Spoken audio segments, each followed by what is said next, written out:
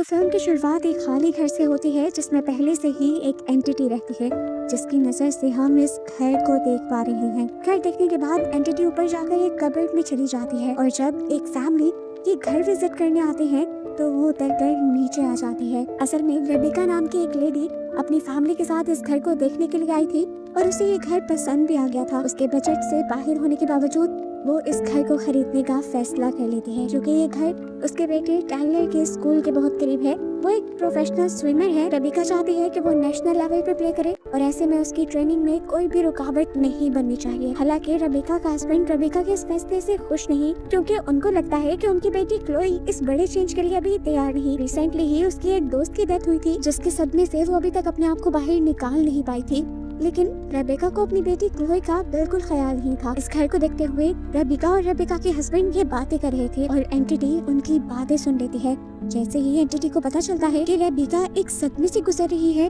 तो वो रेबिका को फॉलो करने लग जाती है और हम देखते हैं कि यहाँ रेबिका एक शीशे के पास आई थी जो शीशा यानी मिरर करीबन 100 साल पुराना था और ये बात उसे घर के ऑनर ने बताई थी। क्लोई इस घर को विजिट करने के लिए एक कमरे में चली जाती है जहाँ उसे फील होता है कि कबर्ड से जैसे कोई उसे देख रहा है। फिर सीन कट होता है और हमें दिखाया जाता है कि इस घर में पेंटिंग का काम शुरू हो चुका है। यहाँ पर काम करने वाले काफी सारी लेबर भाग चुकी है क्योंकि उन्हें लगता है कि इस बिल्डिंग में किसी की प्रेजेंस है, किसी एंटिटी की प्रेजेंस है। फिर थोड़े दिन बाद दिखाया जाता है कि रेबिका की फैमिली इस घर में शिफ्ट हो भी गई है। रेबिका किसी से फोन पे बात कर रही थी और हमें पता चला कि रेबिका ने इस घर को बिल पे करने के लिए अपनी ही कंपनी में फ्रॉड कर दिया था और इस चीज का उसे दुख भी नहीं था क्योंकि उसे लगता था कि अपने प्यारों के लिए कुछ भी कर गुजरना ठीक है। यहाँ पर हमें क्लोई को दिखाया जाता है जिसके पास कोई भी नहीं था। वो अकेले ही रो रही थी और रोते रोते वो सो गई। जैसे ही उसकी आंख लगी तो उसे अपने करीब किसी के होने का एहसास हुआ। वो फौरन बेड से उठ खड़ी हुई और कबर्ड की तरफ जाने लगी। उसने बोला, नादिया क्या ये तुम हो? उसे लग रहा था कि ये उसकी फ्रेंड की सोल है जो उसके साथ रहने आ गई है, लेकिन वो एंटिटी कुछ नहीं बोलती। अगले दिन दिखाया जाता है कि नादिया ने पढ़ते हुए अपनी बुक्स को पूरे बेड पे फैलाया हुआ था और फिर वो उठकर नहाने चली गई। पीछे से सोल उसके रूम में आई और उसने क्लोई और उसकी फ्रेंड नादिया की पिक्चर देखी, जिसके बाद उसने कमरे में फैले हुए सारे सामान को समेटकर जगह पे रख दिया। क्लोई जब बाहर आई तो डर से उसकी चीख निकल गई। ये सब कैसे हो गया था? फिर उसे समझ आया कि ये पक्का नादिया ही है जो उसकी मदद कर रही है। अब उसने इस सोल से डरना बंद कर दिया था। उसकी चीख सुनते ही उसके डैड भी आ गए थे कमरे में। वो उससे पूछते हैं क्या हुआ, तो क्लोई झूठ बोल देती है कि मैंने एक चूहा देख लिया था। असल में वो अपने डैड को नहीं बताना चाहती थी कि यहाँ पे उसकी फ्रेंड की सोल है। अब क्लोई के डैड नीचे जाकर रेबिका से क्लोई की कंडीशन डिस्कस करते हैं। वो कहते हैं कि क्लोई ठीक नहीं, क्लोई की फ्रेंड ड्रग की ओवरडोज की वजह से मारी गई है और ऐसे ही अब एक और लड़की का भी शहर में मर्डर हो गया है। हमें क्लोई का ध्यान रखना चाहिए। लेकिन रेबिका को तो जैसे अपनी बेटी का कोई ख्याल ही नहीं था। वो अपने हस्बैंड से भी कह देती है, मुझे लगता है कि आप ज्यादा सोच रही हैं। इतने में ही इनका बेटा टाइलर अब घर आ जाता है जो अपने साथ अपने दोस्त रायन को भी लेकर आया था। वो रायन को अपनी फैमिली से और क्लोई से भी मिलवाता है और रायन को क्लोई पहली ही नजर में अच्छी लग जाती है, लेकिन टाइलर उसे धमकी देता है कि मेरी बहन से दोस्ती करने की जरूरत नहीं। रात में हम देखते हैं कि रेबिका और उसका हस्बैंड दोबारा क्लोई के बारे में बात कर रहे थे। क्लोई के डैड को लगता था कि क्लोई को थेरेपिस्ट को दिखाना चाहिए, लेकिन रेबिका अभी भी गुस्सा हो जाती है और कहती है कि क्लोई को सिर्फ टाइम की जरूरत है। ये सुनकर उसके हस्बैंड भी उसके ऊपर गुस्सा हो जाते हैं और कहते हैं, ये मत भूलो कि टाइलर के साथ साथ क्लोई भी तुम्हारी ही बेटी है। खैर अब अगला दिन हो जाता है और क्लोई जब अकेली घर पे थी तो रायन यानी टेलर का फ्रेंड टेलर से मिलने के लिए आ जाता है। क्लोई उसे ड्रिंक ऑफर करती है और अपने कमरे में इनवाइट करती है, लेकिन रायन उसके कमरे में जाने से मना कर देता है और बताता है कि टाइलर ने उसे उसके कमरे में जाने से मना किया है। लेकिन ये बात कहने के बाद फिर वो खुद ही क्लोई के रूम में चला भी आता है। ये दोनों यहाँ पर ड्रग्स लेते हैं और क्लोई अपना दुख रायन से शेयर करती है कि अपनी फ्रेंड की मौत के बाद वो बहुत ज्यादा अकेला अकेला फील करती है। रायन भी क्यूरियस होकर उसकी बातें सुनने लगता है और बताता है कि मेरी कभी अपने की डेथ नहीं हुई, मुझे नहीं पता कि किसी के मरने पे कैसा लगता है, जरा बताओ तो सही, जब कोई मर जाए तो कैसा फील होता है। क्लोई को तो अपना दुख सुनाने वाला कोई चाहिए था। वो भी अपना दुख सुनाने लगी और दुख सुनाते सुनाते ये दोनों एक दूसरे के बहुत करीब आ गए। यहाँ पर रायन ने भी अपना गम शेयर किया था कि उसके घर में किसी को भी उसकी परवाह नहीं थी, यहाँ तक कि उसकी मॉम भी उसे प्यार नहीं करती थी। वो बहुत ज्यादा टॉक्सिक थी। इससे पहले कि ये लोग ज्यादा करीब आ जाते, यहाँ पर मौजूद एंटिटी को इनका करीब आना अच्छा नहीं लगता और वो यहाँ पर कबर्ड ही तोड़ देती है, जिससे डर कर ये लोग उड़ जाते हैं। रायन को लगा कि कबर्ड का कोई पेज ढीला होगा जिसकी वजह से कबर्ड टूट के गिर गई, लेकिन क्लोई को पता था कि ये वो सोल कर रही है। वो जैसे ही कबर्ड के करीब गई तो उसे अपने मुंह पे एक हवा का तेज झोंका फील हुआ जिससे वो डर गई और वो समझ गई कि ये नादिया ही है जो उसे रायन से दूर रहने को कह रही है। अब यहाँ पे क्योंकि काफी सारी चीजें गलत हो रही थी तो फाइनली क्लोई ने अपनी फैमिली को बताने का फैसला कर ही लिया। वो डिनर टेबल पर सबसे पूछती है, क्या आप लोगों को कुछ फील हुआ कि जैसे इस घर में कोई और एंटिटी हो, किसी और चीज की प्रेजेंस हो? कभी आप लोगों को ऐसा लगा कि हमारे अलावा कोई और भी यहाँ रहता है जो हमें नजर नहीं आता? उसकी बातें सुनकर उसका भाई टाइलर उसे पागल समझने लगा था। उससे कहता है, तुम्हारी फ्रेंड की मौत ने तुम्हारे दिमाग पे गहरा असर छोड़ा है, कैसी बातें करती हो तुम? उसकी बातें सुनकर क्लोई रोने लग जाती है और क्लोई के डैड उसे डांट देते हैं। टाइलर गुस्से में उठकर यहाँ से चला जाता है और उसकी मॉम भी, जिसके बाद अपने डैड के कहने पर टाइलर क्लोई से माफी भी मांगने चाहता है, लेकिन क्लोई गुस्से में थी। वो डांट कर टाइलर को कमरे से बाहर निकाल देती है।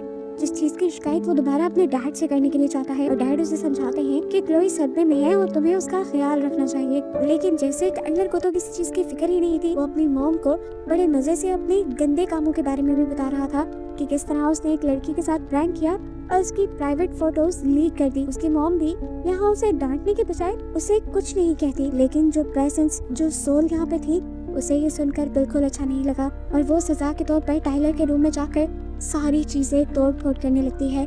उसके जीते हुए मेडल्स, मग, सब कुछ गिरा देती है। सबसे पहले क्लोई ये सारी आवाजें सुन के रूम में आती है और फिर बाकी लोग भी। ये सारा देखकर सभी लोग बहुत ज्यादा शॉक रह गए थे। सब लोग डर गए थे। वो डर कर घर से बाहर निकल आते हैं और क्लोई भी बाहर निकल आती है। क्लोई सबको बताती है कि ये कोई नहीं, मेरी फ्रेंड नादिया ही है जो मेरे साथ रहने के लिए यहाँ आ गई है। आप लोग उससे नहीं डरे। लेकिन टाइलर और उसकी मॉम अब घर के अंदर जाने के लिए तैयार नहीं थे। खैर, उन्होंने इस बात पे तो बिलीव कर लिया था कि क्लोई सच बोल रही थी, इस घर में सच में एक एंटिटी थी। अब क्लोई की दूसरी बात मानकर ये लोग अंदर जाना नहीं चाह रहे थे, लेकिन यहाँ पर क्लोई का साथ उसके डैड देते हैं और क्लोई के साथ सबको मनाकर घर के अंदर ले आते हैं। घर आने के बाद रेबिका का हस्बैंड उस लेडी को कॉल करता है जिसके थ्रू उन्होंने ये घर खरीदा था। वो उससे पूछता है कि अगर यहाँ पर कोई एंटिटी थी तो आपने हमें ये घर क्यों दिया? जिसपे वो औरत बताती है कि पहले यहाँ पर कोई एंटिटी नहीं थी और अगर आप लोग को ऐसा लग रहा है कि यहाँ कोई एंटिटी है तो मैं अपनी सिस्टर इन लॉ को भेज देती हूँ। वो एक साइकिक है और ऐसे मसलों से लोगों को आजाद करवाती है। रेबिका का हस्बैंड ये बात मान जाता है। अगले दिन दोपहर में वो साइकिक घर भी आ गई थी। घर में आते ही उसे अपने मुंह पे हवा का झोंका फील हुआ, जिससे वो जान गई कि वाकई ये घर हॉन्टेड है और यहाँ पर कोई एंटिटी की प्रेजेंस है। घर के अंदर आते ही थोड़ी सी चीजों को नोट करने के बाद वो सब लोगों को बताती है कि यहाँ पर एक एंटिटी की प्रेजेंस है और वो प्रेजेंस क्लोई की तरह ही सफर कर रही है। जिस तरह क्लोई की फ्रेंड की मौत के बाद क्लोई को स्ट्रेस है, ऐसे ही वो एंटिटी भी किसी स्ट्रेस में है। ये सुनकर सब लोग ही हैरान हो गए थे क्योंकि इन लोगों ने क्लोई के बारे में इस साइकी को नहीं बताया था। सही साइकी ये भी बताती है कि उस प्रेजेंस को सिर्फ क्लोई ही फील कर सकती है क्योंकि क्लोई के ट्रॉमा की वजह से क्लोई बहुत ज्यादा सेंसिटिव हो गई है और उसके लिए फोर्थ डायमेंशन का दरवाजा खुल गया है, जिसके दूसरे पार से सोल्स और दूसरी दुनिया की चीजें उसको अपना मैसेज दे सकती हैं, उसे अपनी प्रेजेंस फील करवा सकती हैं, जिन्हें आम इंसान फील नहीं कर सकते। वो बताती है कि वो भी जब ऐसे ही किसी ड्रामा से गुजरी थी तभी फोर्थ डायमेंशन का दरवाजा उसके लिए भी खुला था और उसने कोशिश करके इस दरवाजे को हमेशा खोल के रखा है ताकि वो इसके जरिए दूसरों की मदद कर पाए। अब क्लोई साइकी से सवाल करती है, क्या ये मेरी फ्रेंड नादिया है? जिस पर वो साइकी बताती है, नहीं, मैं नहीं जानती ये कौन है और मैं ये बता भी नहीं सकती क्योंकि इस सोल को खुद भी नहीं पता कि वो कौन है। वो बस एक गलत डायमेंशन में, गलत टाइमलाइन में आकर फंस गई है और उसे यहाँ से जाने का रास्ता नहीं मिल रहा। साइकी बताती है कि फोर्थ डायमेंशन के अंदर टाइम्स अजीब तरह से बिहेव करते हैं। पास्ट और फ्यूचर एक ही टाइम में कम हो रहा होता है। ऐसे में अक्सर सोल्स कंफ्यूज होकर दूसरी टाइमलाइंस पे चली जाती हैं। पीछे जो बहुत ज्यादा ओल्ड मिरर था, साइकी ने उस मिरर को देखा और टच किया। उसने बताया कि ओल्ड मिरर्स अक्सर हमारा कांटेक्ट स्पिरिट से करवा देते हैं। उसने इस मिरर पे लिख के कुछ एंटिटी से सवाल भी पूछने की कोशिश की, लेकिन अजीब तरीके से घर में ब्लू लाइट पैदा हो गई और उसको भी बॉडी में जोर का झटका लगा, जिससे उसकी तबीयत खराब हो गई और फिर वो यहाँ से चली गई। खैर, अब काफी दिनों बाद हमें दिखाया जाता है कि उस प्रेजेंस ने इस फैमिली को तंग करना छोड़ दिया था, यहाँ तक कि जब क्लोई रायन के करीब भी आने लगी तो उसने क्लोई को रोका नहीं, बल्कि ये सब ना देखने के लिए वो खुद क्लोजेट में जाकर छुप गई। क्लोई फ्री होकर जब नहाने गई तो उस एंटिटी ने देखा कि रायन उसके जूस में कुछ ड्रग्स मिला रहा था। क्लोई को ये ड्रग्स पीने से रोकने के लिए वो टेबल हिला कर जूस ही गिरा देता है। क्लोई को ये ज्यादा अजीब फील नहीं हुआ था, उसने यहाँ से सारी चीजें साफ कर दी। क्लोई को अब वो प्रेजेंस भी फील नहीं हो रही थी क्योंकि वो प्रेजेंस क्लोई को तभी फील होती थी जब वो बहुत ज्यादा सेंसिटिव और इमोशनल हो जाती थी। लेकिन रायन के साथ फ्रेंडशिप के बाद क्लोई की मेंटल हेल्थ काफी अच्छी हो गई थी और इस तरह उसका खुला हुआ फोर्थ डायमेंशन का दरवाजा बंद होने लगा था और वो अब ऐसी सोल्स और एंटिटीज को फील नहीं कर पा रही थी। यहीं पर क्लोई और रायन बातें करते हैं। क्लोई बताती है कि फ्राइडे को मॉम डैड घर पर नहीं होंगे, तुम आ जाना। रायन भी उसकी बात मान लेता है, हालांकि वो जानते थे कि टाइलर उस दिन घर पे होगा। यहाँ इसी दिन दिखाया जाता है कि वो साइकी रेबिका के हस्बैंड से मिलने के लिए आई।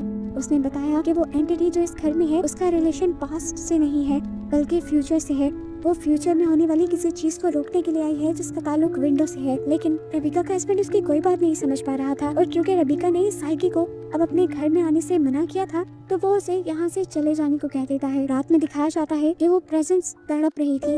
उसे क्लोई को कुछ अर्जेंट बताना हो जैसे। वो क्लोई से बात करने के लिए, उसे जताने के लिए टच करने की कोशिश करती है, लेकिन दिखाया जाता है कि कोई इनविजिबल वॉल उसे रोक रही है ऐसा करने से, क्योंकि क्लोई अपने मेंटल ट्रॉमा से बाहर निकल चुकी थी। तो इसलिए ये सोल ना तो उसे अपनी प्रेजेंस फील करवा सकती थी और ना ही इससे कोई बात कर सकती थी। खैर फ्राइडे का दिन भी आ जाता है और रायन अब टाइलर के घर आ चुका था। वो सबसे पहले टाइलर से मिलता है और फिर फौरन ही किचन में चला जाता है। दो जूस के गिलास लेता है और दोनों में ही ड्रग्स मिला देता है, जिसमें से एक जूस का गिलास उसने टाइलर को दे दिया, जिसे पीते ही चंद ही मिनटों में टाइलर सो गया। और फिर दूसरा गिलास लेकर वो क्लोई के रूम में चला गया। रूम में आते ही इस मर्तबा क्लोई को कुछ बुरा एहसास हुआ था। उसने घबरा कर पूछा, टाइलर कहाँ है? रायन ने कहा, फिक्र मत करो, मैं उसे सुला आया हूँ। ये सुनकर वो समझ गई कि जरूर रायन ने टाइलर को ड्रग्स दी होंगी।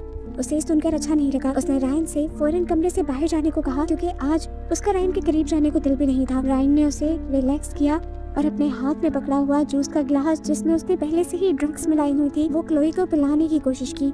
अब एंटिटी ये सब होता देख रही थी। वो नहीं चाहती थी कि क्लोई वो जूस पिए, लेकिन क्योंकि वो इंसानों को टच नहीं कर सकती तो इस मर्तबा वो गिलास पे नहीं गिरा पाई और क्लोई ने वो जूस पी लिया। ये जूस पीते ही वो बेहोश हो जाती है और तब जाकर हमें रायन की असली शक्ल नजर आती है। वो एक घिनौना इंसान था जिसे लड़कियों को मारने में मजा आता था। उसने इस मर्तबा भी एक क्लीन ट्रैप लिया और उसे क्लोई के मुंह के ऊपर रख दिया और आहिस्ता आहिस्ता उसका दम घोटता रहा। बार बार जब वो मरने वाली होती तब वो ये क्लीन ट्रैप हटा देता था, क्योंकि उसे लड़की को तड़पता देखते हुए मजा आता था। यहाँ रिवील होता है कि क्लोई की दोस्त का और एक और लड़की का भी मर्डर रायन ने ही किया था। वो एक साइको आदमी था। वो बार बार क्लीन ट्रैप से क्लोई का दम इसलिए घोट रहा था ताकि किसी को ये ना पता चले कि क्लोई का मर्डर किसी इंसान ने किया है। सबको यही लगे कि क्लोई ड्रग्स की ओवरडोज की वजह से मारी गई है। सिंपल अल्फाज में कहें तो ये लड़का एक सीरियल किलर था, जिससे वो घोस्ट, वो एंटिटी क्लोई को बचाने की भी कोशिश करती है, लेकिन वो अपने बैरियर की वजह से कुछ नहीं कर पा रही। अब वो एंटिटी क्लोई को बचाने के लिए टाइलर को उठाने का फैसला करती है, लेकिन वो टाइलर को भी टच नहीं कर पा रही थी। वो यहाँ पर चीजें भी गिरा कर टाइलर को उठाने की कोशिश करता है, लेकिन टाइलर तो ड्रग्स के असर से बेहोश था। वो कैसे उठता? तंग आकर वो टाइलर के कान में जोर से चीख मार देता है और टाइलर डर के उठ जाता है। जब उसे होश आया तो फौरन उसे याद आया कि रायन उसके घर पे आया था और इस टाइम वो उसके करीब नहीं था। जरूर वो उसकी बहन को कोई नुकसान पहुंचाने लगा होगा। यही सोचते हुए वो भागते हुए ऊपर गया। जहाँ जाकर उसने देखा कि रायन उसकी बहन को मारने वाला है। वो भागते हुए रायन को पकड़कर खिड़की से नीचे जंप कर देता है और नीचे गिरते ही इन दोनों की मौत हो जाती है। इस सीन के बाद हमें नेक्स्ट सीन में दिखाया जाता है कि अब ये फैमिली घर छोड़ के जा रही है, क्योंकि इस घर ने उनके बेटे की जान ले ली थी। अपने बेटे की मौत का सबसे ज्यादा दुख रेबिका को हुआ था, क्योंकि उसने ये घर अपने बेटे के लिए ही लिया था और वो उससे बहुत ज्यादा प्यार करती थी।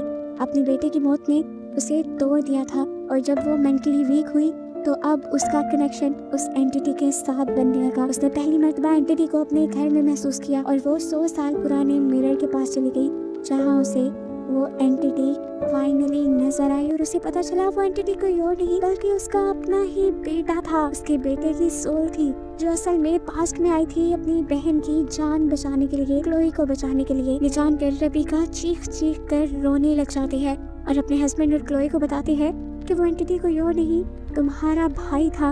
वो टाइलर था जो तुम्हें बचाने के लिए यहाँ आया था। अब जैसे ही ये बात पता चल जाती है, पीछे से वो लोग तो रोने लग जाते हैं, लेकिन एंटिटी को दिखाया जाता है कि वो घर से बाहर निकल आई और बाहर आने के बाद वो ऊपर चली गई, जैसे उस सोल का मकसद पूरा होते ही उसे आज़ादी मिल गई हो और उसको आसमान की तरफ जाता दिखाते ही ये कहानी यहाँ खत्म हो जाती है।